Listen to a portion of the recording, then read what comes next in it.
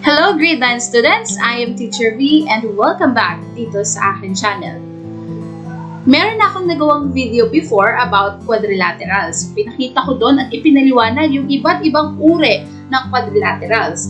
Pero dito sa susunod kong video or sa lesson natin today, magpo-focus lang muna tayo sa isang klase ng quadrilateral which is parallelogram.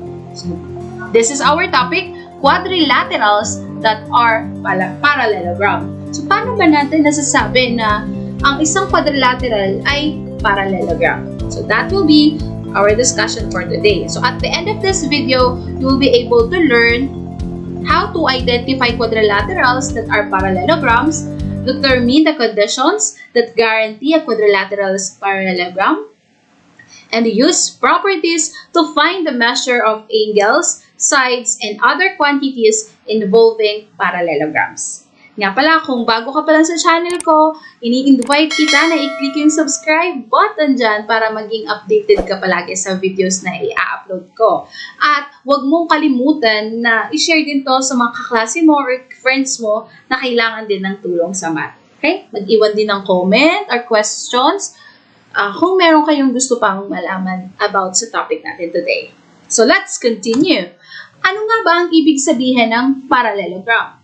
So, when we say parallelogram, it is a quadrilateral that has two pairs of parallel sides. So, from the word parallelogram. So, kinuha yung word na parallel. So, merong word na parallel dito sa parallelogram. So, from the word itself, malalaman nyo na agad kung ano ba ang ibig sabihin ng parallelogram. So, meron siyang dalawang pares ng parallel sides. At pag sinabi natin parallel, so, i-review lang natin kung anong ibig sabihin ng parallel lines. So, parallel lines are lines in a plane which do not meet. So, that is two straight lines in a plane that do not intersect at any point. So, are said to be parallel. So, kapag meron tayong lines, dalawang lines in the same plane, na hindi magtagpo kahit i-extend mo pa, that is considered as parallel lines. Let's look at our example. So, the given figure shows a parallelogram ABCD. So, A, B, C, D. So, ito yung ating parallelogram ABCD. At makikita natin na ang parallel dito sa isa't isa ay yung AB, segment AB, and segment CD. So, itong dalawang side na to ay masasabi natin parallel. Why? Kasi pag in-extend natin itong AB, yung line na to ay extend mo hanggang dulo, or kahit ito extend mo hanggang dulo, then i-extend mo rin to hanggang dulo, hindi yan talaga magtatagpo. Hindi sila mag-meet. So, yun yung sinasabi nating parallel lines or parallel sides. The same thing here on segment AD and segment BC. So, makikita nyo naman, pag in-extend mo yung line na yan, dulo-dulo, ganun din ta dulo-dulo, kahit anong gawin mo, hindi sila magtatagpo. So, hindi talaga sila meant to be. Ito yung mga lines na sabi nga nila hindi natin pwede sabing pinagtagpo pero hindi tinadhana. Hindi rin. So, itong parallel line, as in, hindi talaga sila nagtagpo. Kahit once, kahit twice. Okay? So, they never meet at one another. Kaya natin nasasabi na parallel lines. Ngayon, kapag ang ating quadrilateral ay may dalawang pares ng parallel line, dun pumapasok yung tinatawag na nating parallelogram. So, just like this. At maraming ang iba't ibang klase ng parallelogram. So, napag-usapan natin last time na mayroong rectangle, square, and rhombus. So, sila yung mga iba't ibang klase ng parallelogram. At tandaan nga natin na the opposite sides of our parallelogram are parallel to each other. Kasi nga, from the word parallelogram. So, parallel talaga sila yung mga opposite sides nila. So, here we have AB. Segment AB is parallel to segment CD. Ang basa natin dito is parallel. Okay, remember? Parallel. Hindi ko pala nalagyan ng line. So, dapat pala may line dyan sa taas. So, remember na lang ha, may line dapat yan sa taas. So, ang basa doon is segment. Segment AB is parallel to segment CD. And segment AD is parallel to segment BC. And which is true. Pinaliwanag ko na kanina na kahit anong gawin mong pag-extend sa mga lines na yan or sides na yan, hindi sila mag-meet at one another. Alright, now, let's continue sa mga properties ng parallelogram. So, ito, kailangan tandaan nyo itong mga different properties ng parallelogram. So, in a parallelogram, any two opposite sides are congruent. Okay. Yung opposite sides natin, pag sinabi natin opposite sides, ito yung sides na hindi niya katabi or katapat niya lang. If we have side or segment AB, aling side dito yung hindi niya katabi or katapat niya lang? Of course, ang katapat niya is yung segment CD. So, ito yung opposite side niya. So, AB is equal to CD. Kasi, based dito sa ating properties na any two opposite sides are congruent. Kung ang AB natin ay 6, ang CD rin natin ay magiging 6. The same thing here on segment AD is equal to segment BC.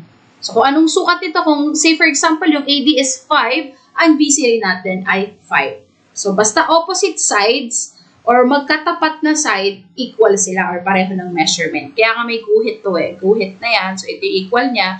Then, itong dalawang guhit dito or yung ibig sabihin niya, yung side na to is equal dito sa parallel side niya.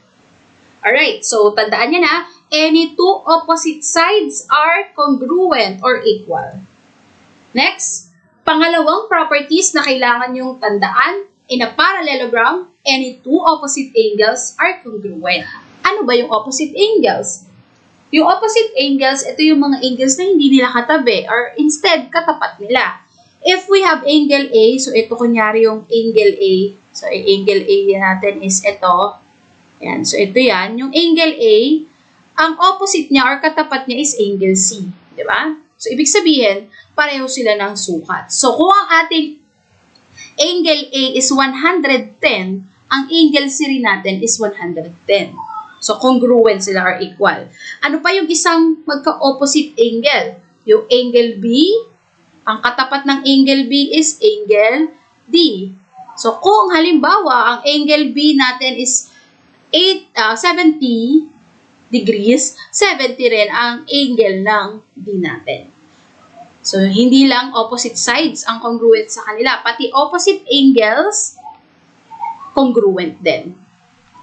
Yun yung pangalawang properties ng ating parallelogram. Pangatlo, na kailangan din nating tandaan, in a parallelogram, any two consecutive angles are supplementary. Ano naman yung consecutive? Pag sinabi natin consecutive angles, ito yung mga angles na katabi lang ng given angle natin. Katabi na lang.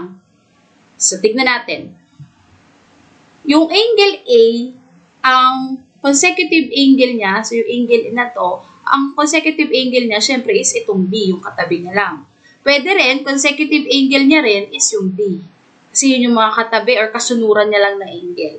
At remember na ang nakalagay dito ay hindi congruent. So, hindi sila equal.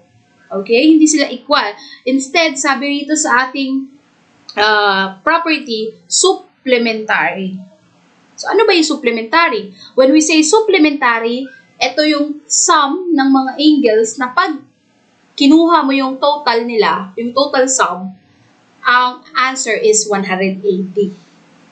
So, kailangan, pag inad mo yung dalawang angle na magkatabi, dapat ang total nila is 180.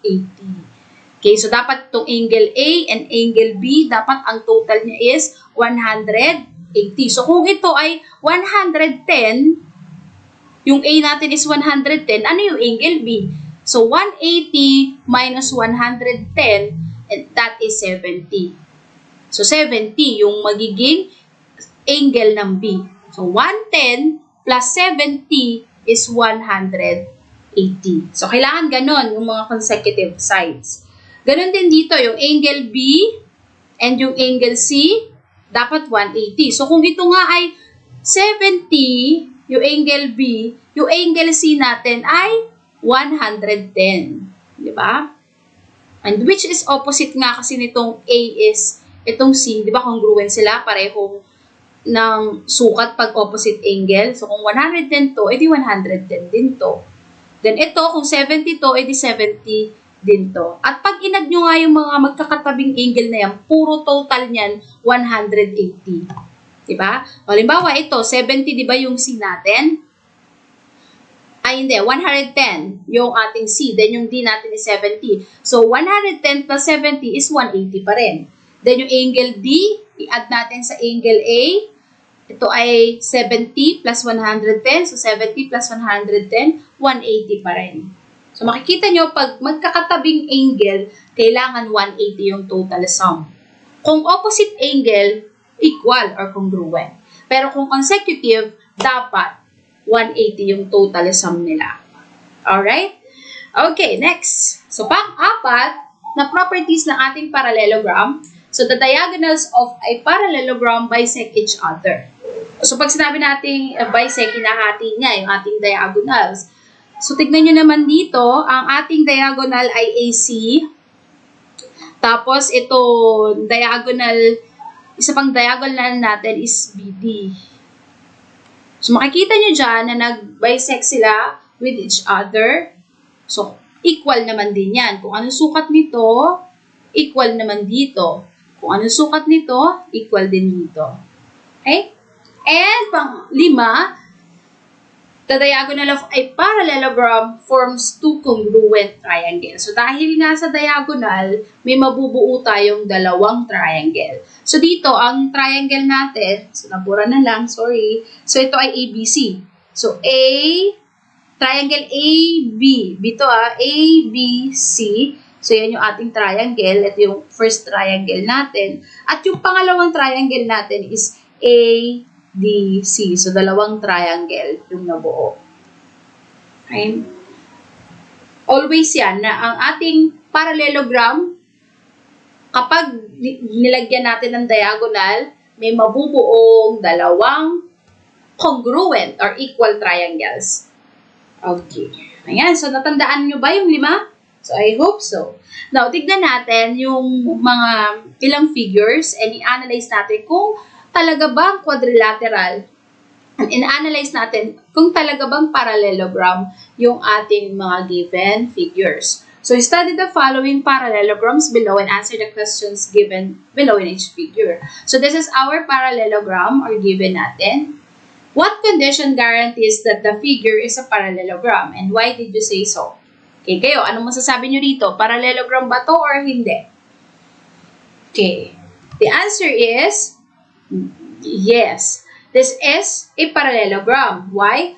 Remember, isa sa mga properties ng ating parallelogram is ito, yung opposite sides of a parallelogram are congruent. And makikita nyo naman na yung mga opposite sides nila, like this one, yung AB, 6, then yung DC is 6, so congruent, and then yung AD, 7, and then yung BC is 7. So, they have the same measure. Yung opposite sides nila are having the same measure. So, meaning to say, we can prove that this figure or this quadrilateral is a parallelogram.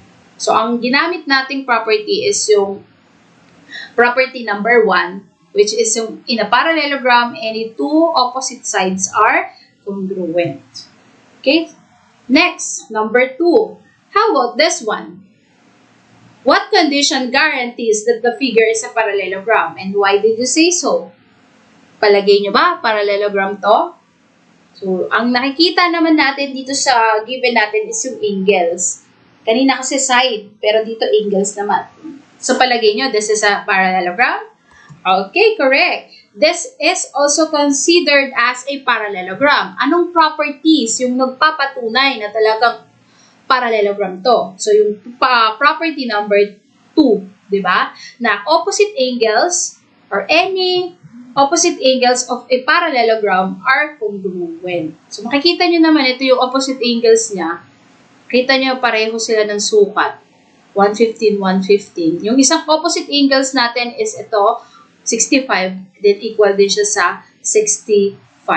Therefore, we can say that this figure or this quadrilateral is also a parallelogram. Kasi yung opposite angles nila ay congruent. At tignan na rin natin pati yung consecutive angles nila o yung magkakasunod na angles Pag ginad mo yan, yung magkasunod na angle, 65 plus 115, the answer is 180. So, yung consecutive angles are supplementary. Diba? 180. Ganon din dito, 115 plus 65, 180.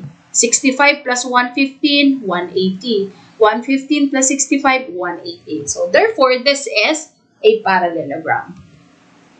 Okay, now, mag-identify or mag-sukat-sukat naman tayo. Pero hindi na tayo gagamit, syempre, protractor kasi mahirap naman, virtual lang, diba?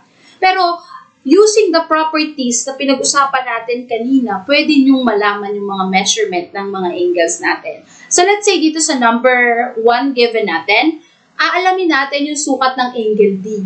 Ano sa palagay nyo ang sukat ng angle D? Kung ang ating angle C ay 70, ano ang sukat ng angle D? So, ang principle or properties na gagamitin natin is yung number 3, in a parallelogram, any two consecutive angles are supplementary. So, dapat 180 yung total sum ng dalawang to, ang C and D, dahil consecutive angles sila eh. So, ano kaya sa palagay nyo ang tamang answer? Alright, so the answer is 110. Ang solution natin, so, sinubtract lang natin yung 180. Sinubtract natin yung, so, ang solution natin, 180 minus 70, that is 110. Pag inad mo yan, 110 plus 170 is 180. So, nakuha na natin yung sukat ng angle D without using our protractor. How about this one? Ang binigay naman dito is yung side. Ang hinahanap natin is yung side ng segment FC. Ang principle or properties na gagamitin natin is yung 1, and the two opposite sides are congruent. So, ano sa palagay nyo ang answer dito? Dahil sila ay opposite side, di ang sagot ay 12.6 din. Dahil pareho lang din sila ng magiging sukat. Next, solve for x. Okay, ito na. So, malamang, magugulat na naman kayo bakit nasama na naman si x sa parallelogram natin. Siyempre, hindi yung mawawala. Kasama na yan sa buhay natin hanggang sa huli. So, kailangan natin i-solve yung x. So, paano natin yan magagawa? Ano na naman yan, ma'am? So, ang given natin is yung z, which is 80 degrees. Tapos yung y natin is 11x minus 10. Anong properties kaya ang gagamitin natin? Ang gagamitin natin properties para ma-solve to is yung property number 3. Ito yun, yung any two consecutive angles are supplementary kasi magkasunuran na angle eh. So, consecutive angles yung kunin natin. So, sabi, ang total sum nitong dalawang angle na to dapat ay 180. So, ang gawin natin is i-add natin sila. Yung 80, i-add natin yung 11x minus 10. Then, i-equal natin sa 180. Bakit natin i-equal sa 180? Kasi sabi sa ating property, ang consecutive angle ay supplementary. So, dapat pag pinag-add mo yung dalawa, 180 yan. Then, i-apply lang natin yung natutunan natin about solving for x, yung mga properties, different properties sa pagsosolve ng equation. So, i-solve lang natin itong 80 minus 10 is 70 plus 11x is equal to 180. Then, yung 70, i-isolate lang natin or punta natin dito sa other side of our equation kasi kailangan matira lang dito sa side na to yung may variable o yung may x. Okay? So, magiging 180 minus 70 na tayo dito. Then, simplify lang natin to. 180 minus 70 is equal to 110. Then, may 11x pa rin tayo sa side na to. At para matanggal natin yung 11, kasi kailangan x lang ang matira, di ba? Ang hinahanap natin is x. So, para matanggal yung 11, i-divide natin both sides sa 11. So, divide mo yan sa 11.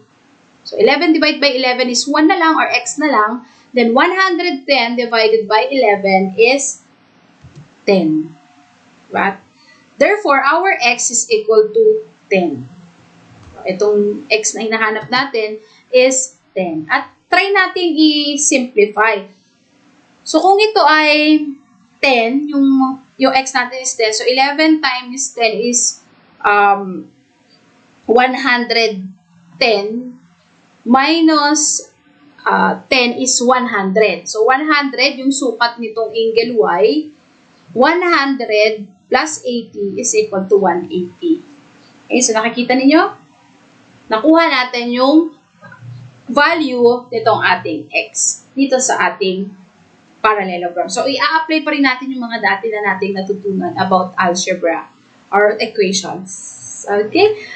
And that's it. So, I hope na nakatulong ang video na to para maintindihan nyo yung mga properties ng parallelogram. So, again, meron tayong 5 properties na kailangan yung tandaan para masabi na yung ating given quadrilateral is a parallelogram. So, pag nasatisfy niyo yung 5 na yun, then we can say that our figure, our quadrilateral is a parallelogram.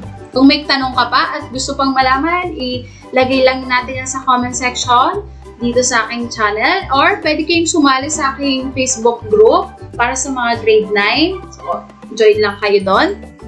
At pwede kayong magbigay ng mga suggestions or comments ninyo para mas ma-improve pa natin yung pagtuturo natin dito sa channel ko. That's it. So, I hope to see you again on my next video. For now, take a rest and goodbye!